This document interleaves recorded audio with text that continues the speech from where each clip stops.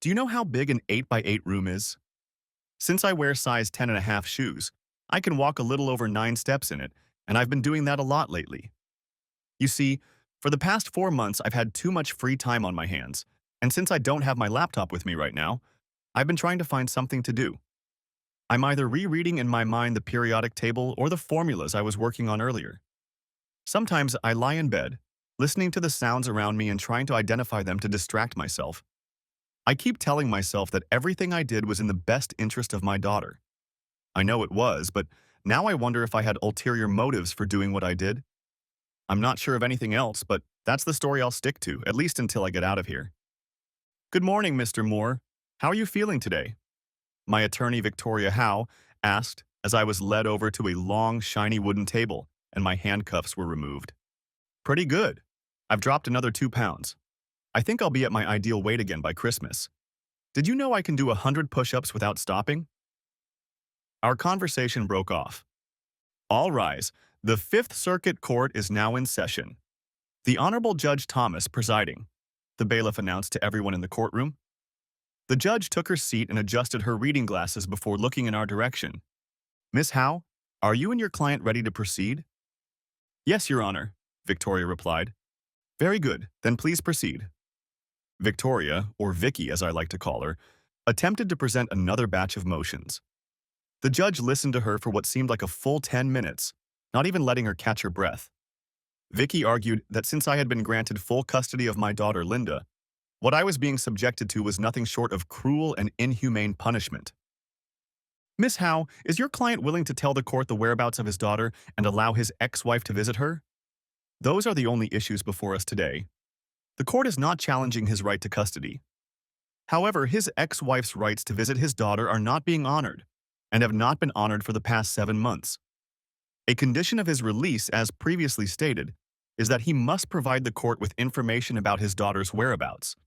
In addition, he must provide his ex-wife with court-ordered visitation rights.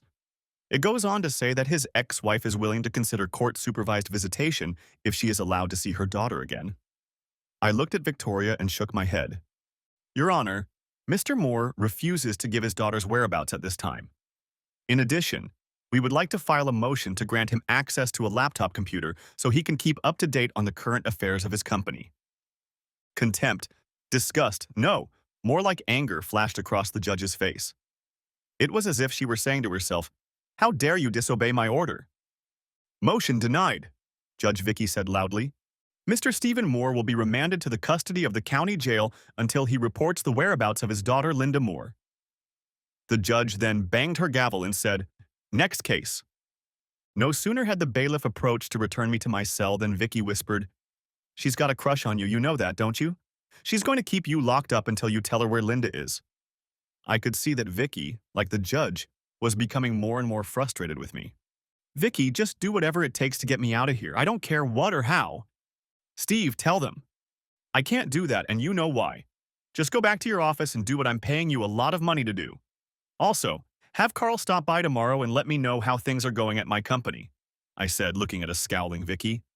"Steve, I don't have any more options." "Vicky, I have faith that you can get out of here and have Christmas with your family again. So whatever it takes, get me out of here." I was handcuffed again and escorted back to my cell.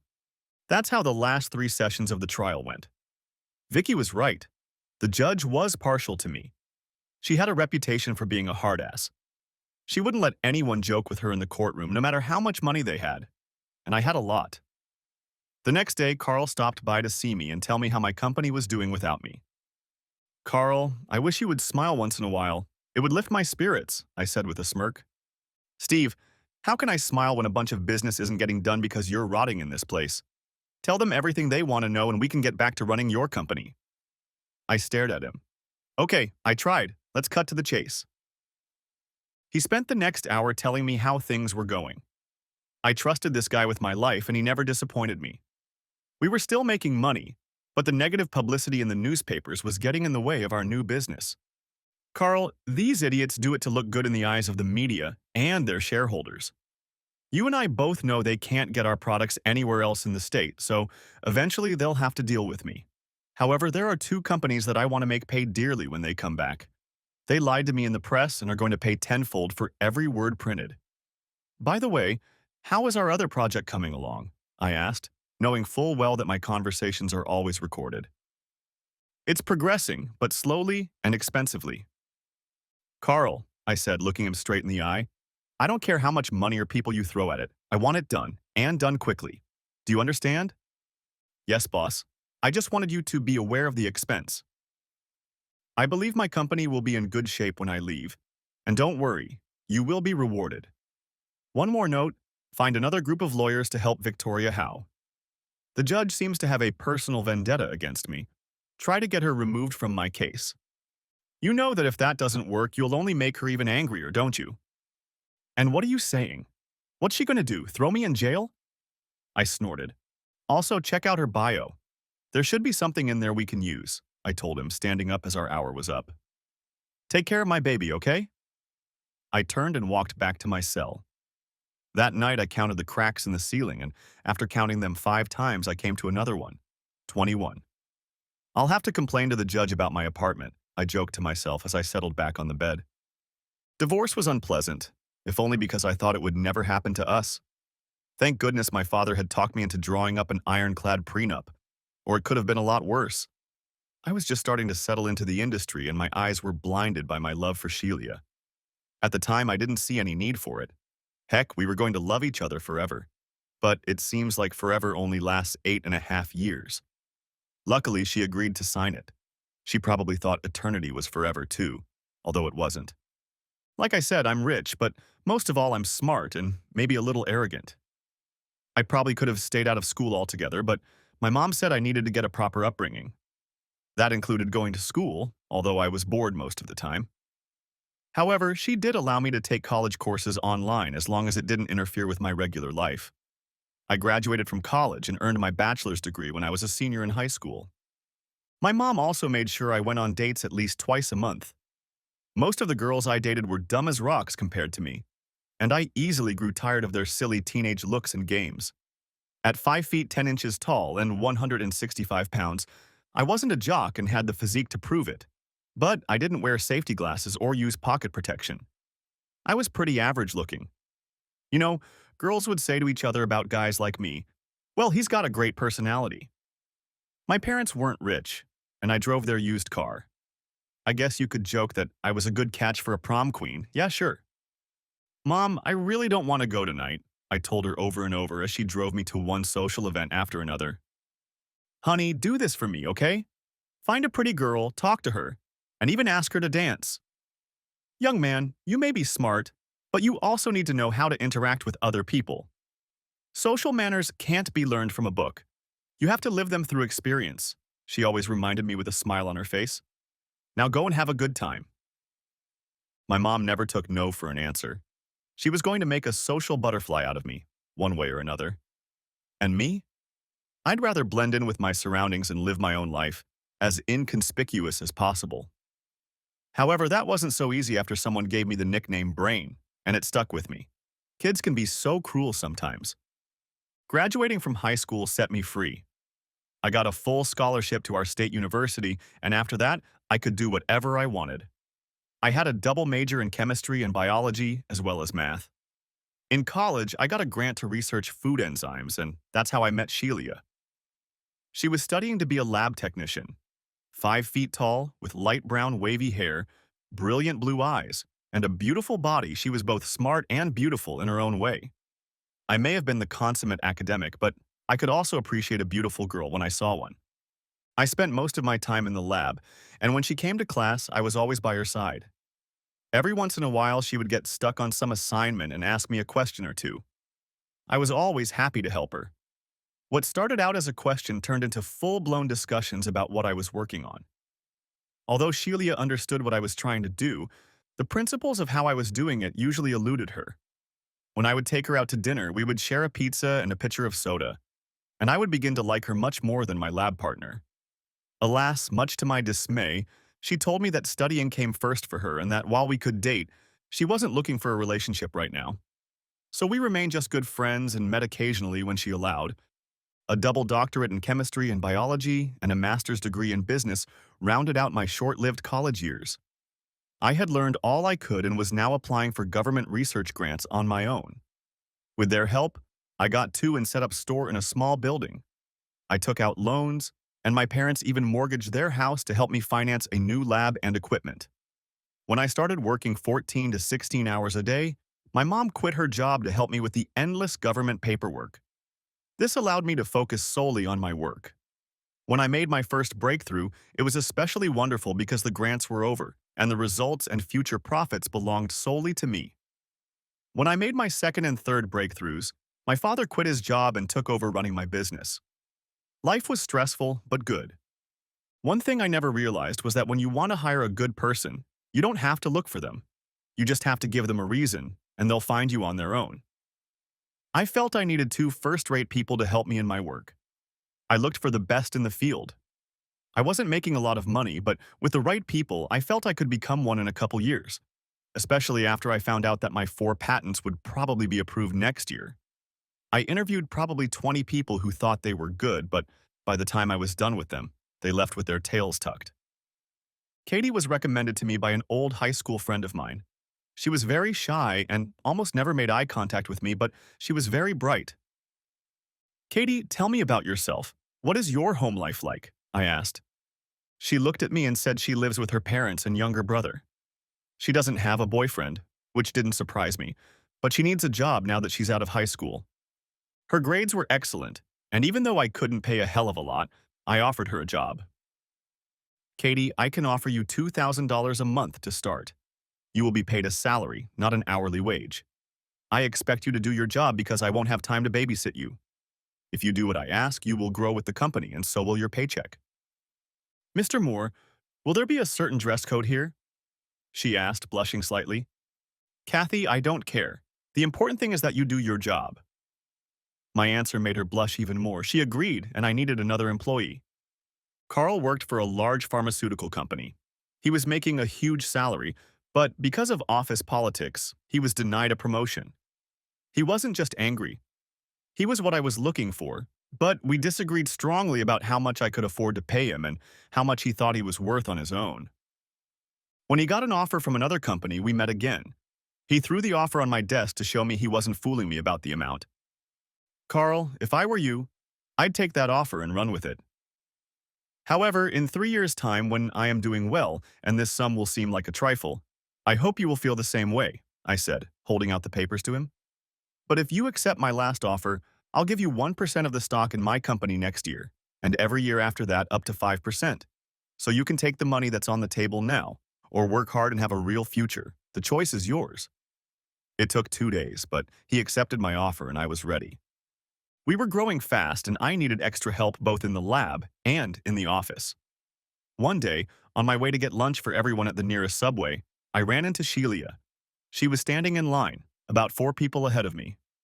I hadn't seen her since she was in her last year of college. As she passed me with my order, she stopped to talk and we ended up having lunch together. She worked in a small lab 2 miles away and didn't earn very much. Sheila decided she needed experience before asking for what she thought she was worth. What are you aiming for in terms of money? I asked. Asked me. Right now I make $1,500 a month with no benefits. I figure I'm worth at least $2,000 in full health insurance, she told me without blinking an eye. Can you type? What do you mean I can type? It's a simple question. Can you type more than just poking at a keyboard? Not all of it, she replied, not realizing where this conversation was going. Well, if you can type, and you have no problem keeping file cabinets and doing various lab work, I'd like to offer you a job. Steve, who do you work for? Myself. I have my own lab on Canal Street. Right now I have 2 employees and my parents working for me, and we could all use a little help. Here, I said, holding out my business card to her. Think about it. Come by sometime after work and I'll give you a tour. I'd love to talk more, but I'm having lunch here and they won't be happy I'm so late. Think about it, Sheila, I suggested again. Where have you been? I'm starving? Carl asked. Carl asked. Carl asked. Met an old friend and offered her a job, I said, handing over the food. Her? Someone I should know about? He pronounced with a mocking smirk. Just a girl I dated a few times in college, that's all. And what are her duties, pray tell? Carl, you really are an asshole. I waved him off, tossing him a can of Coke. Just asking, boss, but you don't have to tell me if it's too personal. Everyone laughed, except Mom. Sheila came in on Thursday after work. She knocked on the door, but no one answered. She tried the door, found it unlocked, and walked in. Anybody there? She shouted as she walked through the door into the lab. Dad and I were the last ones in there, so I stood up to greet her. Sheila, I'm glad you could make it, I said as I approached her. Sheila, this is my father, Ken. I introduced them to each other. My father held out his hand. Dad, Sheila and I went to high school together, I explained. So this is the woman you offered the position to? He asked, sizing her up. Sheila, let me give you a tour of my baby. For the next 2 hours, I told her in detail about where we were now and where I estimated we would be in the next couple years. We just signed 3 new contracts and are expanding to a larger facility. My dad has secured the funding, and by Christmas we'll be twice the size we are now. Sheila, I think you'll be a good addition to our group and I can match the salary you're applying for. Don't you want to look at my resume before you offer me a job? You're forgetting that we already worked together in college. Steve, you worked and I went to school. Well, I know you're smart, hardworking, and partial to new ideas. With those qualities, you'll be a great addition to our staff. Well, in that case, I accept your offer. It's true that I need to give my current employer a week's notice, but I can start right after that. We shook hands. Father looked on without saying a word. I expect you on the 15th early in the morning. Wear what you're comfortable in. We have a free Friday every day of the week here. You don't have to worry about lunch. One of the perks is we provide lunch and dinner if you have to stay late. 10 minutes later, she was gone, and Dad and I finished our work. You like her, don't you?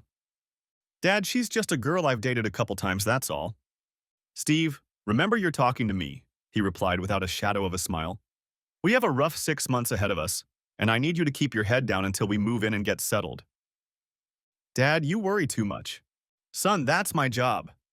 Sheila got to work and it was better than I expected. She figured everything out quickly and turned into an asset almost overnight. Everyone was happy for me except my father. He had watched my feelings for Sheila grow and, while receptive, was wary at the same time. Why doesn't Dad like Sheila? I asked my mom one night. Asked my mom one night. Asked my mom one night. Asked my mom one night. Asked my mom one night. Asked my mom one night. Asked my mom one night. Steve, he likes Sheila, but he thinks you have too much on your mind right now for romance. Mom, Dad proposed to you on the 3rd date, and you got married 2 weeks later, and he thinks I'm in too much of a hurry? She laughed. You know your dad, he'll take care of you until the day he dies, but I'll talk to him. Sheila and I met when we had time, and when we didn't, we improvised. One Saturday night about 3 months later, she asked the question of all questions. Steve, I'm your girlfriend, aren't I? Well, if you're not, I don't know what we've been doing for the last 7 hours. No, silly, I mean, we're together, right? I sat up, leaning back against the headboard of the bed, and picked up my wine glass from the table. Okay, what's the matter? I asked, taking a sip and handing it to her. I just want to know that we're hitting the road together, that's all. In other words, you want to make sure I'm not just using you, I said with a laugh, reaching for her. Asshole, she replied, hitting me with a pillow. Do I owe you an explanation? I'm falling in love with you and I know you like me, but I'm not sure how much. There, I've said it all, she continued. She finished her wine and stared at me with a concerned look. So? Does that mean I have to give up all the other hotties I've been having fun with every night? I joked, but when she didn't smile, I realized she was being serious. Look, babe, I care about you a lot and I think you know that. It's love, I guess. Yeah, but give me some time, okay? We'll have a nice break after the move and we can look at all the options. Steve, I think we've already explored all but one option, and that's not anytime soon. I just need to know I'm not being played, that's all. Sheila, there are 2 things I don't do. I don't lie and I don't play games with those I care about, I said. Now that we've dealt with that, name one way I haven't checked it out yet. We became an official couple after that, and everyone knew it and accepted it, even my father. The next few months were brutal. Things were going well, and combined with the move, we had very little time for each other. By December 15th, we moved into our building, and by the 22nd, we had everything up and running just in time for Christmas. Between Christmas and New Year's, we closed the building and everyone went on vacation. We spent Christmas Eve at her parents' house and Christmas Day at my house. By the evening of the 25th, we were exhausted. Since we were both still living with her parents, we spent more and more time together at the Hampton Inn. Steve, she said quietly, I need something from you. Steve, look at me, okay? I want us to have our own apartment. That made me stop and look at her for real. I'm serious. I think it's time we got our own place. Steve, I'm 23 and you're 27. Don't you think it's time for us to live on our own? For the money we're spending on hotel rooms, it would probably pay for itself. She added with doubt in her voice, that is, only if you wanted to. I realized that this question was bound to come up sooner or later, and I had already given it a lot of thought. After the move, things would go back to normal, whatever that was. I really liked the idea of having our own place. Okay, when do you want to do that? I think that question caught her off guard. I think she had prepared herself for an argument and now just sat there looking at me until it reached her brain what I had just said. Oh my God, this is going to be so great. We'll have our own apartment and we won't even have to wear clothes if we don't want to. She was bouncing on the bed. When she stopped and took a serious look on her face, I got a little worried. How do you think your parents will take this news, especially your father? Let me worry about that. It'll be your job to find us a suitable place near work that meets all our needs. I don't need a huge apartment, a spacious kitchen, and this will suffice. It took about 3 weeks, but we did find the right place and moved in together. My parents wanted to know my intentions, but I told them I wanted to get to know Sheila better. I think you know her well enough, Mom said, winking at me, judging by all the Hampton Inn bills I've paid over the past few months. Dad didn't say a word, but he knew he couldn't control me anymore. Life was good. Over the next 2 years, my business grew rapidly, and we expanded once more until we finally moved into another, larger facility. At Christmas of that year, I proposed to Sheila, and she accepted. My father insisted on a prenuptial agreement, and although I objected, Sheila would not sign it. I made 2 changes to it so it wouldn't be so rigid, but in the end, we all got what we wanted. 3 months later, Sheila got pregnant, and Mom was immensely happy. When Linda was born, Sheila quit her job and stayed home to care for her. She was beautiful and looked a lot like her mom. She had the same light brown hair, blue eyes, and a small mole on her right ankle. Mom and Sheila became friends like thieves while Dad and I ran the company. The next 5 years were successful for us. My business nearly quadrupled in size, and my staff grew from 4 to 14 employees. I was still swamped with work, but Sheila required me to come over for dinner at least 3 times a week. We bought a nice house, more than we needed, and when she had some free time, Sheila took up charity work and fundraising for the Children's Wish Foundation. Kids, not another event this weekend, I whined. I thought the 3 of us were going to sneak out and have fun, I said, as I put my arm around her waist and kissed her. If you cancel the event, I'll make sure you don't regret it, I said pleadingly.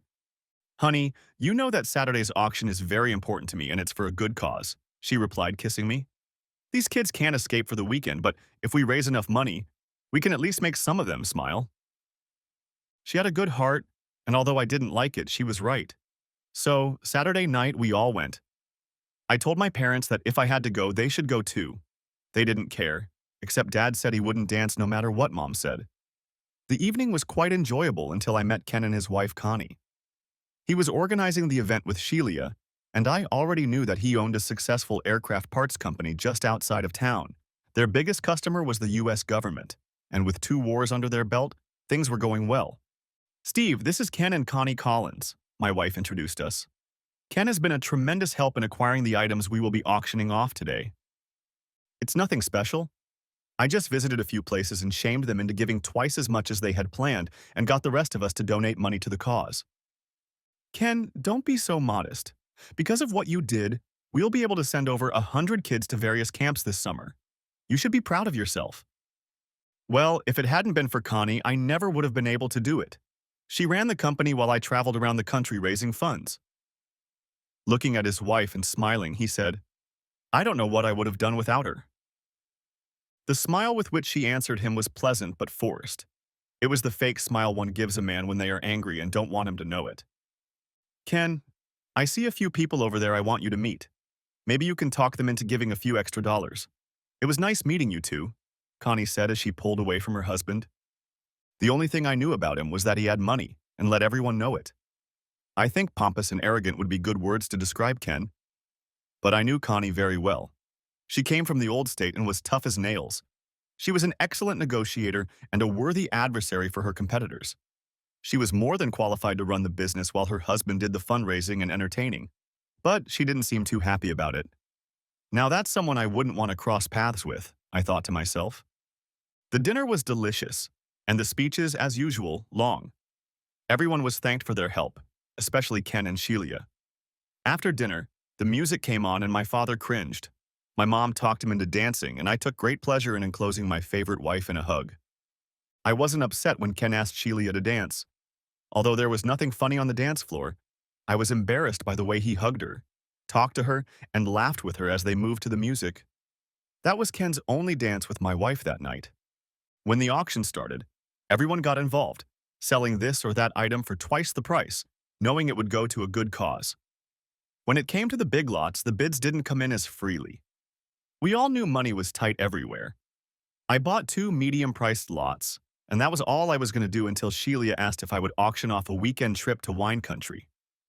Please, honey, do it for me, okay? How could I refuse? The bidding was going at breakneck speed, and it looked like Ken really wanted it for some reason. When I made the last bid, Ken immediately bid another $1,000, and since there were no other bidders, he won. When he walked over to claim his prize, he said he did it to take his wife there for her birthday. Everyone applauded and marveled at such a sweet gesture, but his wife did not. She just sat there sipping wine from her glass. Looks like trouble in paradise, I said to myself. Steve, we should have won this trip, Sheila pouted. Han, for the money he paid for it, we could have gone for a week instead of 3 days. Steve, he did it for his wife. What a romantic gesture. If you want romance, wait till I bring you home my love. That's not romantic. Okay, I'll buy you flowers on the way home. How about it? She just looked at me in a way that I couldn't get enough of. And that's how it started. They say a cockroach can fit through a 164-inch gap just by squeezing in. For me, Ken was exactly that, and now I wish I had stepped on him when I had the chance. However, life went on. I worked, Sheila was still doing charity work, and the 3 of us were one big happy family until May 21st. It was getting late, and I was mulling over some papers when I glanced at my watch. 7 o'clock, and it was time for me to leave. I turned off the light and walked down the hall to Mom's office. She was sitting with her head resting on her desk. I don't pay my employees to sleep on the job even if they gave birth to me, I said with a loud laugh, but she didn't budge. Mom, wake up. Dad is going to kick my ass if I don't get you out of here. I walked over to her and put my hand on her shoulder. It was cold, stone cold. When they finally arrived, the paramedics couldn't revive her. She was dead. They said it looked like a heart attack, but they couldn't be sure until they did all the tests. For the next 24 hours, everything happened in slow motion. I heard voices, but they were somewhere far away and I just didn't pay attention to them. There must have been a lot of tears, people telling me how sorry they were, but nothing could be heard. It was my mom, the one staple that was always in my life. Steve, honey, is there anything I can help you with, honey? My wife asked more than once, but there was really nothing anyone could do except bring my mom back. My daughter was crying and I held her until she stopped. And then I started. But my crying never stopped, at least inside me. Part of me died that day, and I didn't realize how big a part until months later. Carl and the other managers were supportive of Dad and me. Dad knew Mom was sick, but they both agreed not to say a word to anyone, including me. All the arrangements were made in advance, so nothing had to be done. I didn't eat or drink and only occasionally forced myself to breathe. I don't remember much about the funeral. I know that physically I was there, but only physically. There were a lot of people at the funeral, and I was told that there was a lovely article written about her in the paper, but I never read it. My mom wasn't there, and she didn't take me with her this time. My dad was always the one who kept me in line, but my mom did the rest. She filled my emotional needs as a child and taught me how to be the person I became. In her eyes, I saw the world as something to conquer, and when Linda was born, we became even closer, if that's even possible. When she died, I was lost, I felt empty inside. I think for a while I died too. Dad and Sheila gave me the help I needed. With counseling and lots of medication, I began to return to the ranks of the living. But it took almost 5 months. I functioned at work, and if you didn't know better, you'd swear I was fine, as long as I didn't leave the confines of my lab. I think it was especially hard on Sheila and Linda. They couldn't reach me, and though they tried, I didn't answer. Life went on without me. Carl was a godsend, and one day I called him and told him so. He asked if there was anything else he could do for me, and I said he had done more than I could ask for. A week after the funeral, my father went to work with renewed vigor. More than once, Carl had to tell him to go home or he would physically remove him from the office. As the two of them grew the business, I tried to come to terms with the fact that Mom was no longer with us. It was a little over 6 months after the funeral when I first realized something was wrong. "Steve, I'm off to a fundraiser tonight. Should be back before midnight," Sheila said as she got dressed. "Don't you want me to come with you?" I asked. "I don't need a zombie for a date. Take your meds, and I'll see you when I get back." That was cruel, I thought. "Do you want me to at least drive you?" "That won't be necessary. Ken will pick me up," she said, putting on her earrings. I think my look said it all. "What? What is that look you're throwing at me? This is a fundraiser, not a date." With those words, I walked over to my medicine bottles, opened them, and poured the contents down the toilet. "Steve, what are you doing?" "Something that should have been done months ago. Give me 20 minutes to get dressed, and you call Mr. Ken and tell him I'll be accompanying my own wife to dinner." I looked at her, and she realized she had better not say anything right now. A large crowd had gathered, and everyone kept expressing their condolences for my loss. I thanked them, but immediately changed the subject. Seeing the cockroach, I prepared my heel. "Steve, you look good. How are you doing?" "Never better, Ken," I said aloud, inwardly frowning in disgust. I guess he understood anyway because he apologized and stepped back. "That wasn't very friendly," Sheila whispered to me. "I have no reason to be friendly with him," was all I replied. After dinner, when the music started playing, I asked Sheila if she wanted to dance. "Do you mind?" she asked. "I'm not dead yet," I replied, smiling. And we danced for the next half hour. It felt good to hold her in my arms again, and then it happened. "Hey, old man, can I dance with your beautiful wife?" Ken asked, already holding out his arms to her. "No." I guessed from the surprised look on his face that he wasn't used to being turned down. It took Sheila by surprise, too. "Steve, it's just one dance," Sheila pleaded, looking at me. "What do you mean, no? Don't you understand?" "Okay, let me repeat it slower so you understand what I'm saying. No, you will not dance with my wife now or ever again. Now, do you understand, or do I need to write this down for you?" I said, looking him straight in the eye. "No problem," he said and ran off. "Steve, that was rude." "Sheila, did you want to dance with him and not me?" "Of course not. Why are you asking that?" "Because you looked at me like that when I basically told him to go to hell, that's all." After that night, my mind started imagining a lot of things. Did we make love that night when we got home? No, she complained that she had a bit of a headache. The next morning, I left long before Sheila woke up. I came in first. "Good morning, boss," Carl said as he entered the room, dropping his stuff and starting to make coffee. "You look good. How are you feeling?" "Like I could chew a dead dog's ass, so please don't mess with me this morning," I growled at him without a smile. "Well, looks like old Steve's back with us. Maybe we can catch up." For the next 2 days, I didn't come home. I slept in my office, showered, and since I had a couple changes of clothes, all I needed was some food. I had already turned off my cell phone, disconnected my work phone, and told everyone to leave me alone. I checked and rechecked the test results from the last few months and found that too many things had fallen through the cracks. I called a meeting. "Listen, guys, if you still want to work here on Monday, I strongly suggest you pull your heads out of your asses and do your jobs, or I'll find someone else. This is my only warning. Next time I'll cut your severance pay. Do I make myself clear?" There were many nods, a few surprised looks, and a few pissed-off people, but everyone got the point. When Sheila arrived just before 5, Carl warned her not to come into my office. "I don't know what happened between you two, but I wouldn't go in there if I were you." "It doesn't scare me," she replied. "So this is your funeral?" He turned away. When she walked in, I didn't look up. I knew who it was, but I wasn't going to play her games today. "Steve," she said once, and then said it louder the second time. "Steve." I looked up and my eyes said it all. Are you coming home for dinner tonight? She asked. That's a good question. Make up your mind about the house. What are you talking about? It's a simple question, Sheila. Define what home is and why the hell should I go there? Okay, I'll play your stupid games. Home is where we all live and where you have to come eat and sleep every night, she replied wryly. See, that's my point of view. That's where I lived with my loving family. It was my fortress of solitude where I could be myself, play with my beautiful daughter, and make love to my wife. Now I want to ask you again, why would you want me to go to a place where I know I'm not welcome? Steve, you haven't been there in months. When your mom died, you left us, and for a while, I didn't think you were coming back. She died, and you didn't. Or you weren't supposed to. It may have been hard for you, but how do you think we all felt, knowing there was nothing we could do?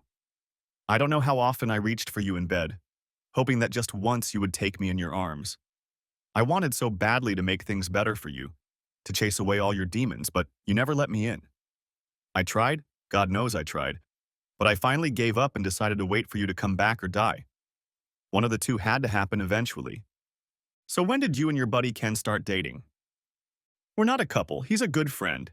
He was someone to talk to, someone to confide in when you weren't around. A friend with benefits? I haven't made love to anyone since the last time we did it. What we did when you were a walking zombie was nothing more than masturbation, just using each other's bodies. But I'm not going to wait for you forever anymore. Unless you decide you want to continue our marriage, I want out. At this point, not only was she screaming, but tears were streaming down her face. Okay, then you have to make me one and only one promise before I make that decision, I told her. Anything. Don't rush your answer, Sheila. Before I ask, you might not fulfill it. Steve, I said anything, and I mean it. Good, I don't want you to ever speak or see Ken again. You can't be serious, that's stupid. I'm not going to compete with Ken for my own wife. You have to make a choice. It's either him or me. You can't have us both. And since I'm such a nice guy, I'll let you think about it until I get home tonight. Then you can either call and tell him you won't talk to him anymore, or you can come over to see him later. I don't know what his wife will say to that, but it's up to the three of you.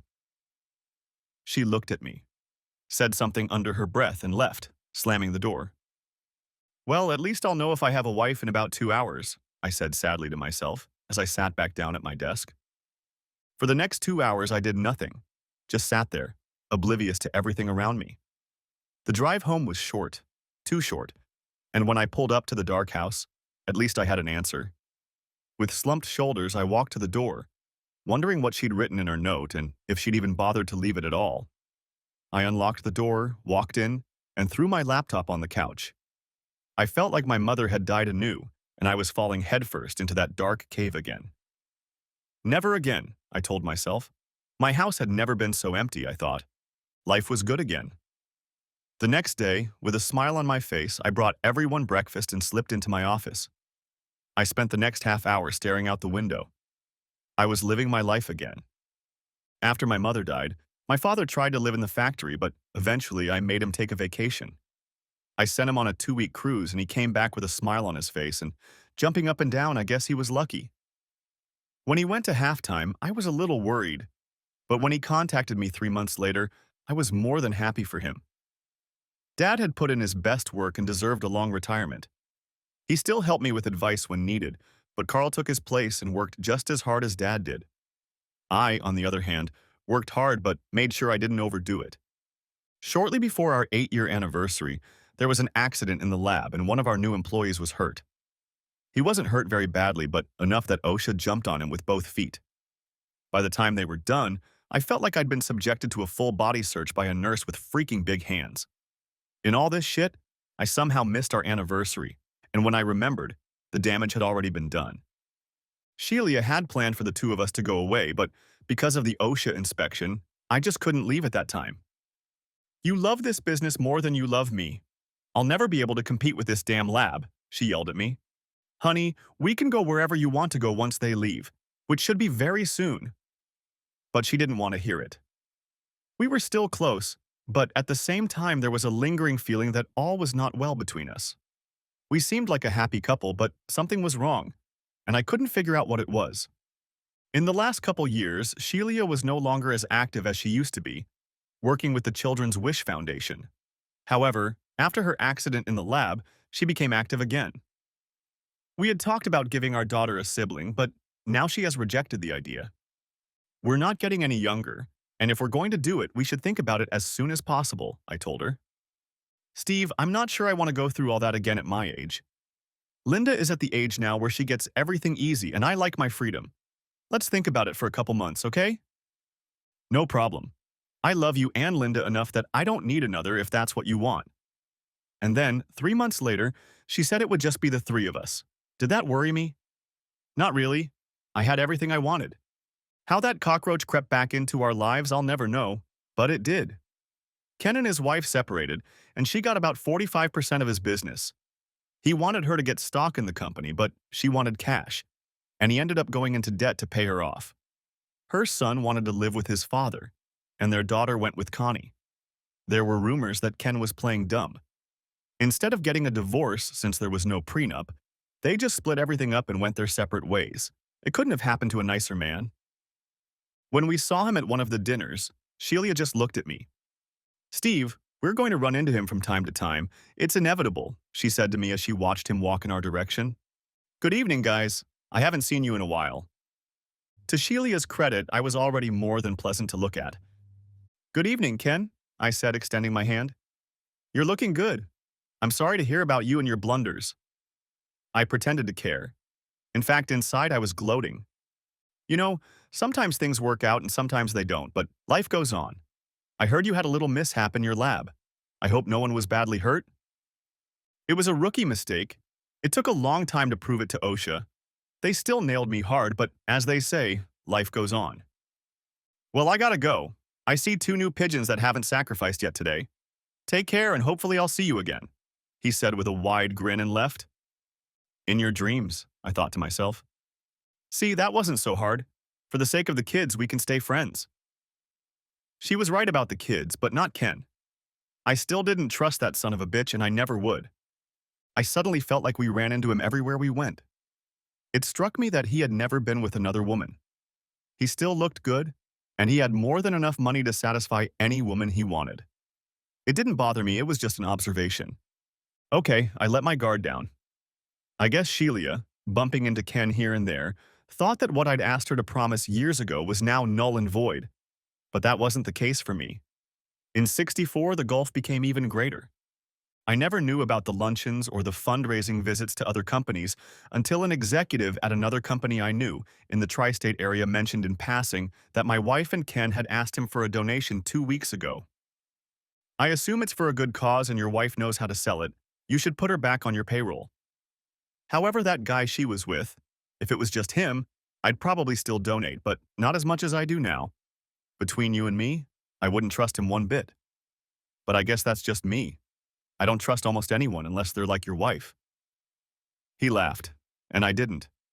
I waited almost 2 months before I said anything. I hoped she would tell me, but she never did, even though I left a bunch of hints. I finally exploded when she told me she was going on a 2-day fundraising trip. Are you going alone or is Ken going with you?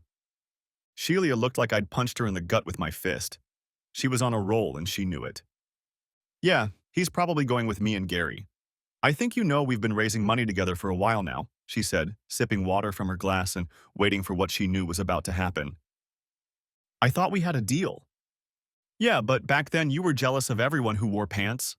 I think we're both grown up and above that childish jealousy, plus we're all scheduled for 3 days. This is a huge 2-day swing that will take us 2 to 3 days. We need to get the funds before summer starts, so we know how many kids we can send to camp. Sheila, you promised me, remember? Grow up, okay? This is about the kids, not Ken. Steve, I'm an adult. I don't need your damn permission, and I'm going. It's too late to cancel. All these months you sat around doing nothing, and then when you missed our anniversary, I told you I wouldn't let you go back to work. No, we got over it. Sheila, you have no idea what you're doing. Steve, sometimes I just stop understanding you. That's how we broke up that night. Did we make love before she left? What do you think? Now that chasm was 1/8 of an inch wide. We followed each other around until she left and for months after that. Did we make love again? Yes, but it wasn't the same. It was like we were both holding back, not wanting to give everything to each other. I tried to tell her we needed to talk, but all I got in return was sadness. Week after week passed and the gap grew wider and wider. I tried many times to fix the situation, but we were going against fate. I'm leaving town on Tuesday and will be back Wednesday afternoon, she informed me. I need to find the last 3 companies for us to come out on top. No, was all I said. No to what? She replied. If you're planning on going with Ken, then no, you're not going.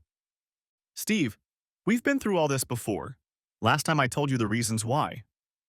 And you promised me you wouldn't have any contact with Ken. I think we know how well you kept that promise. She only threw me an angry look. Steve, I'm leaving, she said, stepping on my heels. Like I said last time, think before you speak. You might not like the consequences of what you're about to do. I'm leaving, and nothing you say or do will change that fact, she muttered. She left on her trip and I stayed home and busied myself with rearranging our bedroom. Where's all my stuff? She asked when she returned. In your new bedroom. What new bedroom? Where the old guest room used to be, that's where all your stuff is. Fire flashed in her eyes. Great, just great, she hissed, running back upstairs. From then on, it was hell on earth, and not just in that sense. Now she flaunted her trips in front of me, almost expecting a confrontation, but I never gave her the satisfaction. When she stopped inviting me to fundraisers, I got angry but said nothing. When she invited some jerk to her house, I made sure he left without her, but not before smashing his windshield with a tire iron.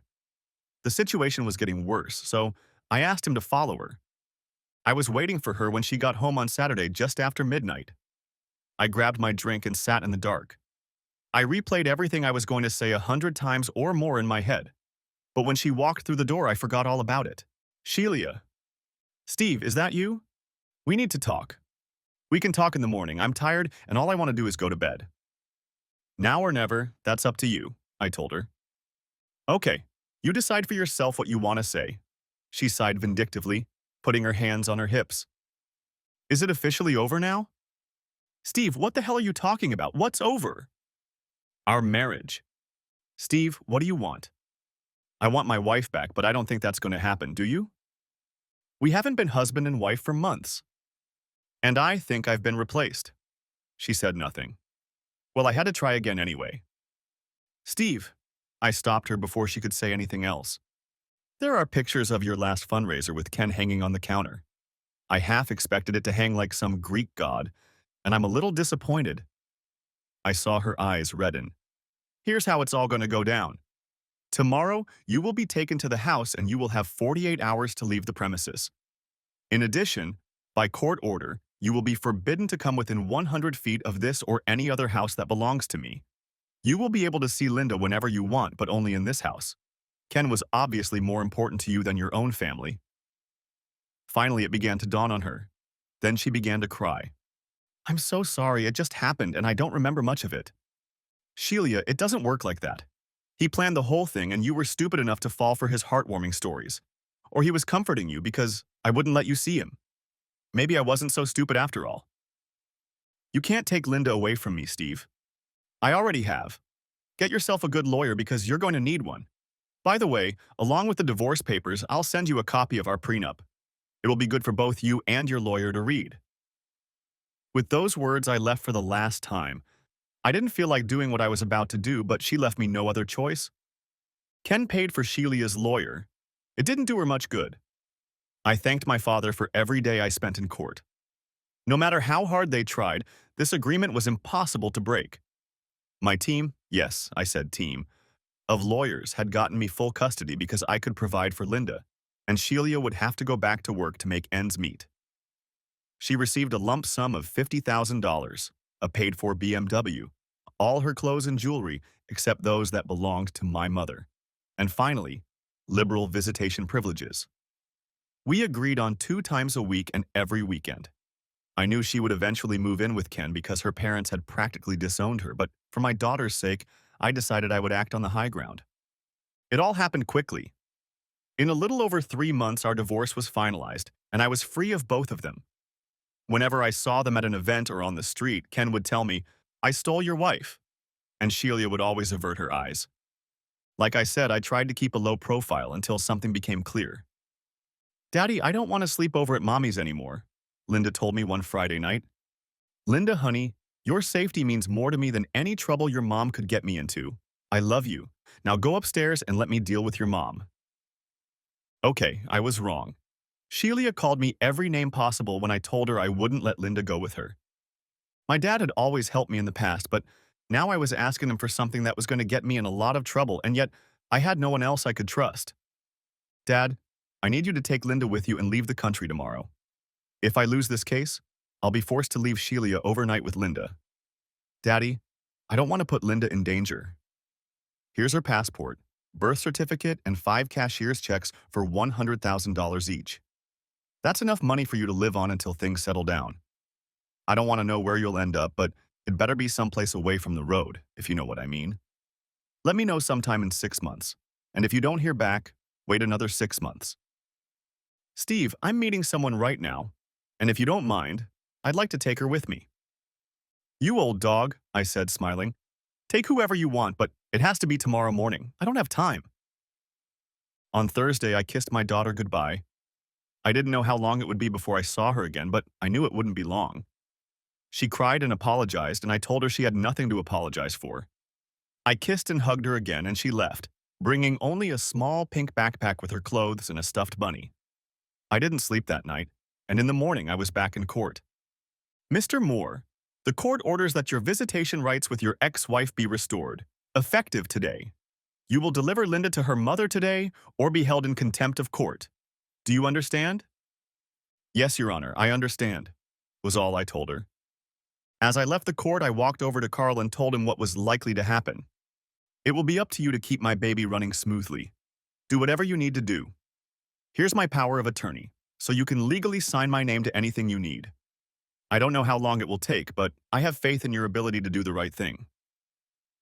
After that, I went home, poured myself a stiff drink, and waited. My phone kept ringing. I knew who it was, so I just let it ring. When Sheila showed up at the house with the cop, I just opened the door, let her in, and went back to my drink. Steve, where is she? Where's who? I said, playing the game. You know who. Where's Linda? You mean she's not upstairs? Well, then she must be at one of her friends. You know she has a lot of friends. You were supposed to deliver her to me this morning, and if you don't deliver her, this man will take you to jail. You really are a foolish woman, do you know that? Do you really think I would knowingly put Linda in danger for you or anyone else? I guess you never really knew me well. I smiled at her and continued. Like I said, she's probably at her friend's house. My smile pissed her off even more. I was taken into custody, driven downtown, and placed in a cell. The next morning, I appeared before Judge Thomas and was told to bring my daughter in. My attorney, Victoria, did her best, but the judge wanted to hear only one thing from me, the whereabouts of my daughter. Your Honor, I'm not exactly sure where my daughter is, I told the judge. Well, Mr. Moore, perhaps a few nights in a cell will refresh your memory. Mr. Stephen Moore, I find you guilty of contempt of court. You will be held in custody until you provide the whereabouts of your daughter, Linda Moore, and allow Sheila Moore court-ordered visits. And then it began. After 4 months, Sheila wanted to meet with me. I refused the first couple times, but then curiosity took over. You've lost a little weight, she said as we sat down at a simple wooden visitor's table. Just getting rid of some extra weight I've been carrying around for the past few years. Steve, I don't want to do that, but I want to see my daughter. She told you what was going on. I warned you, but you just didn't listen. And now we've both lost what we valued most. I changed my petition to court-supervised visitation. Haven't you been told? I heard, but I don't believe you anymore. You've gotten good at lying, remember? Steve, this is old news. We have to move on. We're not married anymore. That's your fault, not mine. Does it matter whose fault it is? It does to me. I've never cheated on you in all the time we've been married. Surely you can't say that, can you? It was only once. You've got to believe that. And it was after that big fight that happened before I left. So I guess you figured you'd show that son of a bitch up and spend 2 days in bed with Ken? You played right into his hands. You think I don't know that? If I told you I was drunk and don't even remember it, would that change anything? Your man had those ugly pictures, and I only have vague memories. I can apologize until hell freezes over, but you'll never forgive me, so what's the point? The point is, I won't let that damn son of Ken even come close to our daughter. It may not matter to you, but it matters to me. I don't trust you anymore because even though I gave you a free pass and a way out, you still lied to me. And now you're going to have to live with that decision for the rest of your life. One more thing. Remember those pictures of you and Ken? If they somehow get on the internet, how effective will your fundraising be after that? They might give you a couple bucks for sitting idle, but what self-respecting CEO would give money to someone like that? You wouldn't give it? I didn't say I'd give it because I'm in the prison you put me in. But if some sneaky bastard wanted to get back at you, I wouldn't be able to stop him. Can you imagine the expression on your mother's face if someone wrote them a letter in your house or the church they attend? With dating like they have, it would be easy for anyone to guess that you were involved with someone other than your husband while you were married. Do you hate me that much? You have no idea what I'm willing to do to protect our daughter. I think we know what we have to do. Besides, you need to be there to support your new man when his world comes crashing down. Steve, what are you up to? What can I do? I'm in prison, remember? A month later, Carl came to me with his usual news. Steve, I got everything you asked for. It's all checked out and fully documented. We have not one, but two parts, if you know what I mean. I'm ready to get to work. All you have to do is just say the word. Carl, you have to do me a big favor today. I explained to him what I needed. You're kidding, right? No, do what I asked you to do and then come see me on Thursday. Then I'll let you know how to proceed. Tuesday night I slept great. I would have slept through breakfast too if the guard hadn't told me I had a visitor. Good morning, Ken, I said with a huge smile on my face. It looks like a beautiful day outside, although I haven't had a chance to look at it in a while. Cut the crap, Steve. Your man said you had something important to tell me. I'm here. Talk. You've got 5 minutes. Ken, I know Sheila is living with you now. That brought a contemptuous smile to his ugly face. Not only lives with me, but she has fun with me every night, he sniggered. Just stick to the plan, I told myself. Long story short, I want you to kick her out of your apartment today and sign a written agreement that you will never see or talk to her again. Is that understood? Are you out of your mind? And why would I do that? Because if you don't, I'll set the hounds of hell on you, and my friend, you won't like it, believe me. You stupid weakling. I took your woman. And now you threaten me from here? You're pathetic at best. If that's all you're capable of, I'm out of here. Getting Sheila into bed with me was so easy. 3 drinks with a little something in each and she was all mine. Do you know she cried for you for almost 4 days straight? She kept thinking that when the divorce became final, you'd change your mind and take her back. You lost. But now, a few drops of my special elixir into her drink and she's mine. And you can do whatever you want with her. And don't try to blackmail me with those stupid pictures. I set up a camera that first night and burned the whole thing to DVD. Maybe I'll send you a copy if you're polite. He got up to leave. Don't worry, I'll show myself. I had to convince him to tell me what really happened. I felt bad letting him walk out the door, but I knew I'd get the last laugh. Well, boss, what do you want me to do? Carl said, looking around. Carl, you know what you do with a cockroach if you find one? You crush it under your foot. I told Ken I was going to let the hellhounds out and he laughed at me. Do it and do it today. I gave him another set of instructions and I didn't even care if it was recorded on the prison monitors. 2 days later, Collins Manufacturing Company came under investigation for falsifying test data. It turned out that about 30% of the parts didn't even pass the tests, and the ones that did pass were mostly falsified. Parts that didn't meet specifications were given stamps of approval, shipped and shown to the military. One former employee said he could no longer live with the realization that parts going into military aircraft did not meet the specifications on the orders. A government spokesman said all open orders have been suspended and all Collins manufacturing assets frozen, pending further investigation. I think this former employee will sleep much better in his new position, knowing that he did the right thing by disclosing a potentially deadly situation at his previous company. Now I was feeling pretty good, even though I was still in prison. Collins Manufacturing's stock had dropped like a stone. Ken's face was all over the news for the next few weeks, and criminal charges were now pending. Coincidentally, yesterday a videotape of Ken Collins was given to the district attorney. It shows Ken admitting to a county jail inmate that he slipped an unknown woman something in her drink and coerced her not once, but many times. At this point, no woman has come forward to support the allegations, but the case is still pending. About a week later, I appeared before Judge Thomas again. Mr. Stephen Moore, you are free to go. Your ex-wife has dropped all charges against you and has asked the court to release you. I don't know what kind of game you're playing with this court, but I strongly advise you not to find yourself in front of my bench again. Do I make myself clear? Yes, Your Honor, I replied. Case dismissed, she said, tapping her gavel on her bench. The bailiff announces the next case, please. That was the end of it. Well, Steve, you're a free man, Vicky told me. Hopefully, now that it's all behind you, you can get back to your normal life. Vicky, after what has happened to me over the last 9 months, nothing will ever be normal. I just hope that everyone responsible gets what they deserve. I walked out of the courthouse and Carl picked me up on the street. How does it feel to finally be free? Wonderful, just wonderful.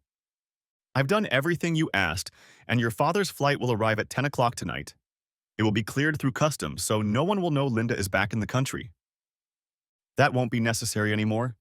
Everyone who posed a problem is already behind bars or will be soon. Take me to the nearest bar.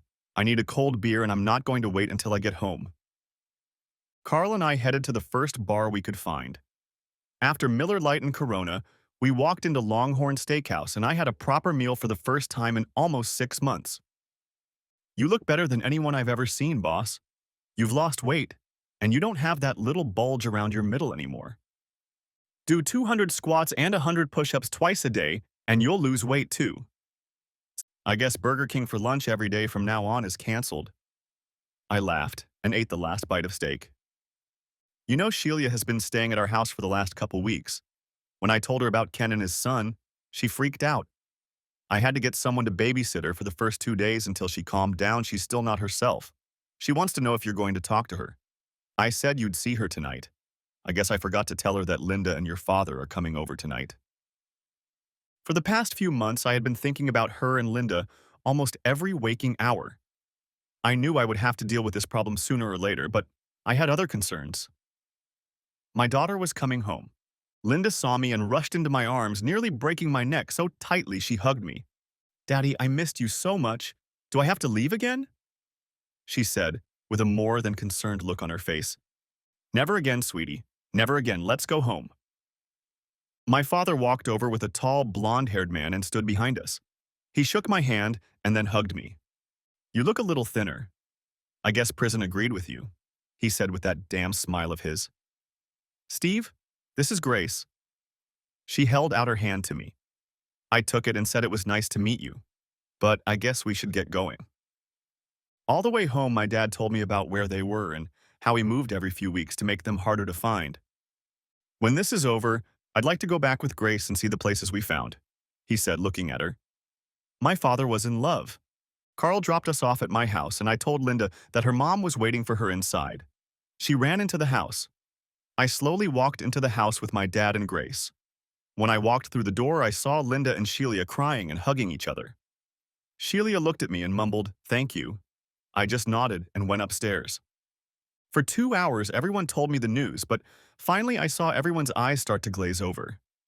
It was time to call it a day. Linda had her own room, Sheila had her own room, and I had my old bedroom. Dad said he would see me in a couple days and came out with Grace. Steve, we need to talk, Sheila tried to say, but I told her we'd have time later. I took a long hot shower in my own bathroom and went to bed in my own big soft bed. It was heaven. It took me a long time to fall asleep. I was already used to the night noises from the prison, and my bedroom was almost too quiet. I don't know if Carl or Sheila restocked the refrigerator, but at 7 o'clock the next morning, I was just happy to have real food for breakfast. Sheila came down a little after 8 in the white robe I'd given her years ago. Have you made coffee yet? Whole pot, help yourself, I said, taking a second cup. Carl called me the day before you met Ken in jail. He told me everything and said it was in my best interest not to return to his house, even for clothes. He kept me informed of what had happened and that Ken was far worse than I could have imagined. Sheila, we shouldn't be talking about this now, I tried to say, but she interrupted me. Steve, if I had talked to you months ago, none of this would have happened, but we didn't, and it did. I'm not even going to apologize because those words aren't even close to what I did to you and Linda in my stupidity. Just please don't take my little girl away from me. I can't live without her anymore. The tears were already flowing and the hatred I felt was long gone, but she was no longer my wife. Sheila, you can stay here as long as you want. I'm not going to kick you out. Carl will pick up your clothes at Ken's house tomorrow. You're the least of his problems now, I said, with a huge grin on my face. We're not married anymore, and we never will be. You chose him over me and Linda's safety, and I can never forgive you for that. She began to cry even harder. For our daughter's sake, you can stay here as long as you want. You'll have your own bedroom and I'll have mine. Right now, Linda needs both of us to bring her back to reality, not two people pulling her in different directions. So if you agree, that's the way it's going to be, at least for now. The only request is that you don't bring any friends or lovers to my house. Is that understood? She nodded her head, but I could see she was an exhausted woman. She had lost everything by her own naive delusion, and she knew it. It had been 4 months since Linda had returned. Life was pretty much the same as it had been before things got out of hand. Dad had married Grace in a small family ceremony, and they were now somewhere in Mexico sightseeing. I asked where he was headed, and he just smiled at me. I told him to call me if he ran out of money. My business is doing better than ever, and with me being vindicated in the papers and all these asshole companies that had gotten away from me, it started to creep back up. I wanted to put it all behind me, so I didn't cash in on them, at least not too much. Ken lost everything. There are a lot of charges against him, and he'll probably spend 20 plus years behind bars as a white bitch for someone named Bubba. I hope so. His ex-wife called and said she knows he's a scumbag and hopes we can rebuild our lives. We have lunch from time to time, and she is truly a wonderful woman who I would like to get to know better someday. Sheila still lives in the house. She's not dating. She is working part-time at the lab again while Linda is in school. I pay her like any other employee, but contribute the maximum amount to her 401k each month. If I've learned anything in the last few years, it's that anything can happen when you let your guard down. The end. Thanks for watching. I hope you enjoyed. Subscribe to my channel and stay tuned for the next videos.